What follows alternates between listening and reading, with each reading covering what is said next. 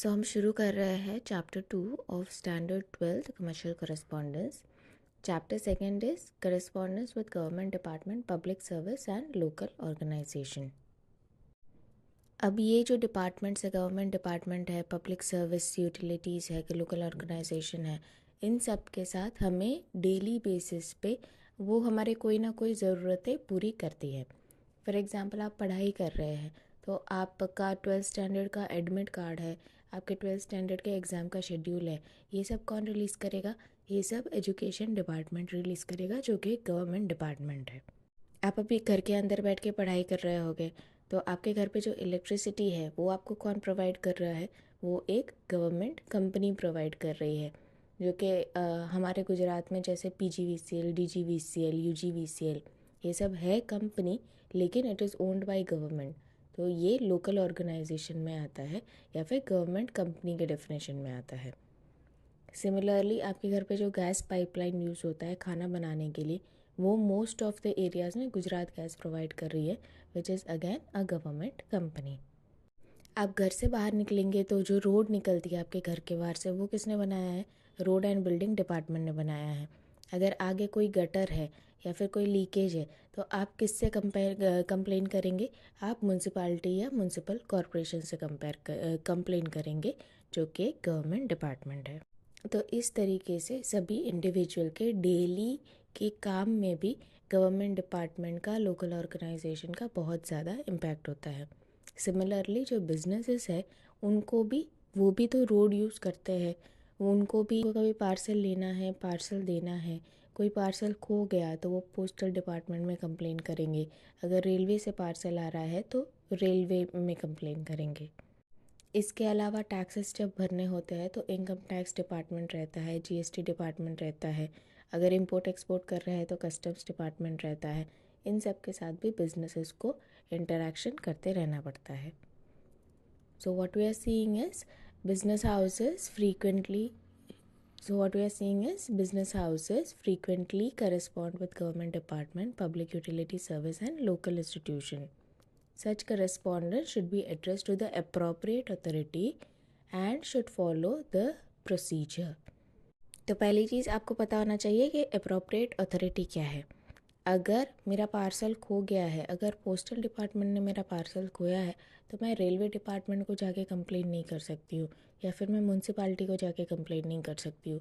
मुझे पता होना चाहिए कि कौन सा डिपार्टमेंट क्या काम कर रहा है और मैं उसी को लेटर लिखूँगी। सेकेंड है, मुझे प्रोसीजर फॉलो करना है। फॉर एग्ज़ाम्पल मुझे किसी का बर्थ सर्टिफिकेट चाहिए, डेथ सर्टिफिकेट चाहिए, मैं जाऊंगी म्यूनसिपल कॉर्पोरेशन के ऑफिस में सर्टिफिकेट लेने के लिए, लेकिन वहाँ पे एक फ़िक्स्ड फॉर्मेट भी होता है, एक फॉर्म फिल करना होता है, थोड़ा फ़ीस देना होता है। तो ये सारे जो प्रोसीजर है, अपना लेटर तो दूंगी, लेटर के साथ जो भी फॉर्म फिल करना है, जो भी फ़ीस देना है, जो भी एक्स्ट्रा डॉक्यूमेंट प्रूफ देने हैं, वो सब मुझे देना पड़ेगा। तो वो पूरा प्रोसीजर भी मुझे कंप्लीट करना पड़ेगा।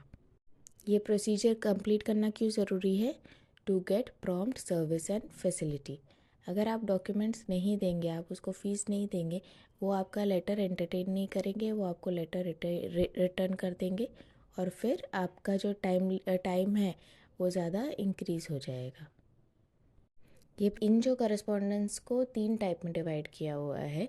The type of correspondence is divided into 3 categories, that is correspondence with government department, correspondence with public utility service and correspondence with local institution. Now इसको 3 कैटेगरी में डिवाइड किया हुआ है, but they mostly overlap with each other. For example government department है, आप देखेंगे कि government department के एग्ज़ाम्पल में उन्होंने रेलवे दिया है और फिर पब्लिक यूटिलिटी के एग्ज़ाम्पल में भी वापस आपको रेलवे, पोस्टल डिपार्टमेंट ये सब दिखेगा। बेसिक डिफरेंस क्या है कि पब्लिक यूटिलिटी सर्विस ऐसी होती है जो पब्लिक को या फिर जनरल पर्सन या बिजनेसेस को डायरेक्टली कोई सर्विसेज दे रही हो। फॉर एग्ज़ाम्पल इलेक्ट्रिसिटी है, वो जनरल पब्लिक को एक सर्विस मिल रही है। पोस्ट है, वो आपके घर पे आके वो लेटर दे के जा रहा है, वो भी आपके लिए एक सर्विस है। अगर आपको वो कोई सर्टिफिकेट्स इशू कर रही है तो वो भी आपको एक डायरेक्ट सर्विस मिल रहा है। तो वो सब पब्लिक यूटिलिटी सर्विस में आ जाता है। अभी कुछ डिपार्टमेंट ऐसे होते हैं जो डायरेक्ट सर्विस नहीं देते हैं। फॉर एग्ज़ाम्पल बहुत से डिपार्टमेंट है जो कि ग्रांट देते हैं, सब्सिडी देते हैं, जो कि कोई सर्विस प्रोवाइड नहीं कर रहे, जो डायरेक्ट पैसे दे रहे हैं। या फिर जैसे फॉरेस्ट डिपार्टमेंट है, हर स्टेट में फॉरेस्ट डिपार्टमेंट होता है। फॉरेस्ट डिपार्टमेंट आपको कोई सर्विस नहीं दे रहा है, आपको सिर्फ उसका परमिशन लेना है। जब भी आप कुछ नया कंस्ट्रक्शन कर रहे हैं, आपको ट्री गिराने हैं, आपको ट्री कट करने हैं, तब आपको फॉरेस्ट डिपार्टमेंट का एक परमिशन लेना होता है। तो वो एक गवर्नमेंट डिपार्टमेंट के कैटेगरी में आएगा, बिकॉज वो गवर्नमेंट का तो पार्ट है, लेकिन वो पब्लिक को कोई डायरेक्टली कोई सर्विस नहीं प्रोवाइड कर रहा। और थर्ड है लोकल इंस्टीट्यूशन। ये वो इंस्टीट्यूशंस है जो प्योरली गवर्नमेंट नहीं है, जो कि 100% गवर्नमेंट नहीं है। ये कंपनी हो सकती है, ये कोई और कोऑपरेटिव सोसाइटी हो सकती है। गवर्नमेंट इसको पैसा देती है, थोड़ा कम पैसा देती है, 5% 10% पैसा देती है, या फिर हो सकता है 100% पैसा देती है। बट गवर्नमेंट इसको डायरेक्टली नहीं चलाती, गवर्नमेंट इसको इनडायरेक्टली चला रही है। तो वो हो गई आपके लोकल इंस्टीट्यूशन में। अब फर्स्ट है आपका करस्पॉन्डेंस विद गवर्नमेंट डिपार्टमेंट। सो हम ऑलरेडी देख चुके हैं कि गवर्नमेंट डिपार्टमेंट हमारे लाइफ में क्या क्या रोल प्ले करती है। रोड्स बना के देती है, गटर ठीक करके देती है, आपके टैक्सेस को मैनेज करती है, टैक्सेस आपसे कलेक्ट करती है। ये सारे हम ऑलरेडी देख चुके हैं, so I am not repeating that. और फिर हमने ये भी देखा कि आप जब भी ये लेटर्स लिखते हैं तो आपको एक फॉर्मेट में लिखना है, और जो भी प्रोसीजर है, फ़ीस भरना है या फिर डॉक्यूमेंट सबमिट करना है, वो कंप्लीट करना है। So application is to be made online so common people and business have to correspond with government department frequently, and in some of the government departments application is made online. अभी वो facility आ गई है, बहुत जगह पे आप online कर सकते हैं। जहाँ पे ऑनलाइन हो या ऑफलाइन हो, जो भी इशू हो, आपको प्रिस्क्राइब्ड फॉर्म तो यूज़ करना ही है, और आपको रिक्वायर्ड डॉक्यूमेंट सबमिट करने भी है। ऑनलाइन भी है तो आपको डॉक्यूमेंट्स अपलोड करने रहते हैं, और ऑफलाइन है तो आपको ज़ेरॉक्स कॉपी देनी पड़ती है, फ़ोटो कॉपी देनी पड़ती है। Now they have given examples of government department, which is Post and Telegraph Department, Telephone Department, Railway Department, railway का जो पार्सल है वो डिपार्टमेंट, कस्टम्स डिपार्टमेंट जो कि टैक्सेस है, और income tax department and sales tax या फिर जीएसटी डिपार्टमेंट। नाउ नेक्स्ट है correspondence with public utility services. Now, public utility service in the village and town are carried by local government organization.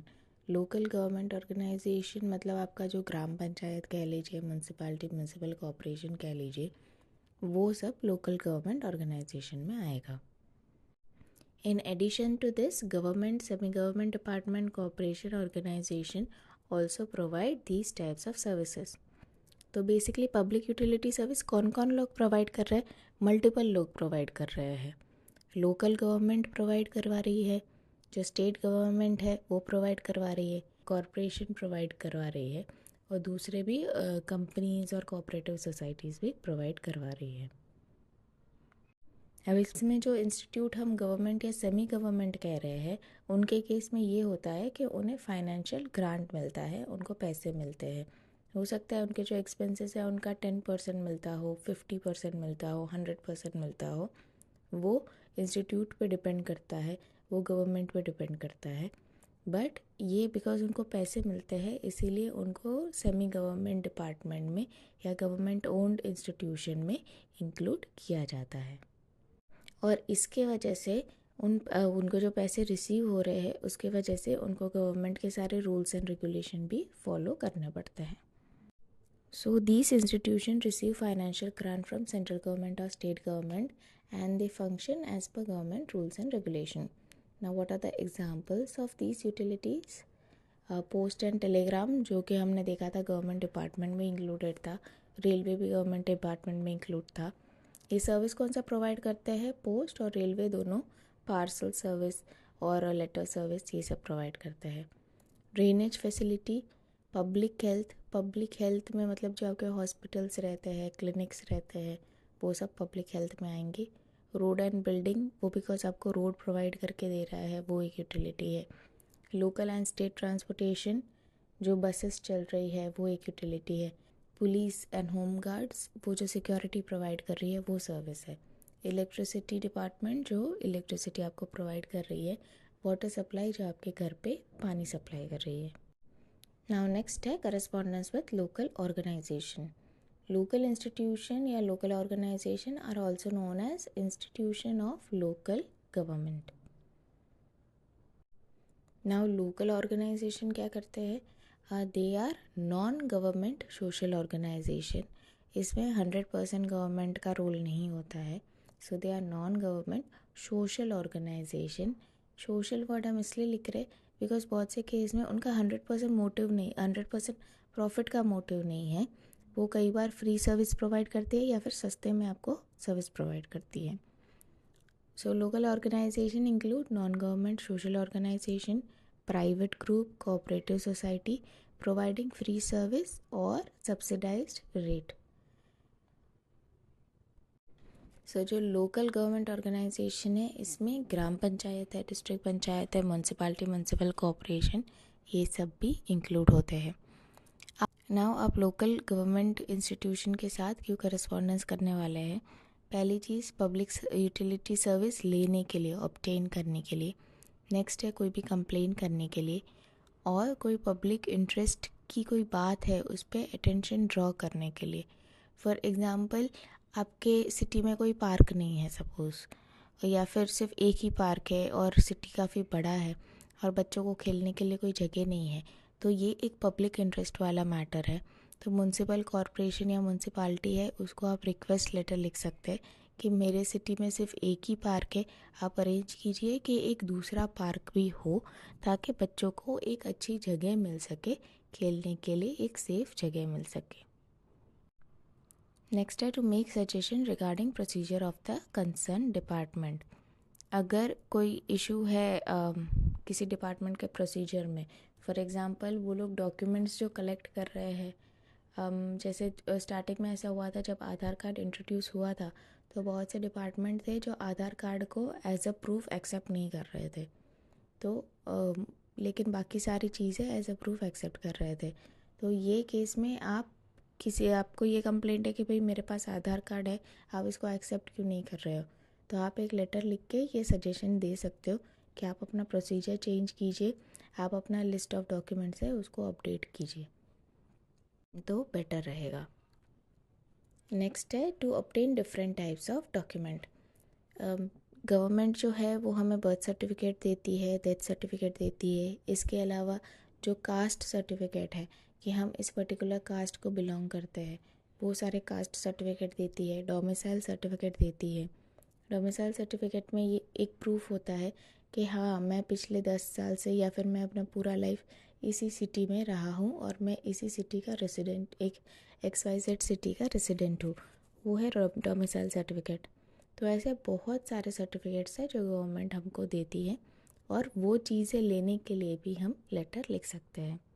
Now the correspondence is address to the head of the concern department. आपको पता होना चाहिए head कौन है department का और आप उसको ही लेटर एड्रेस करेंगे।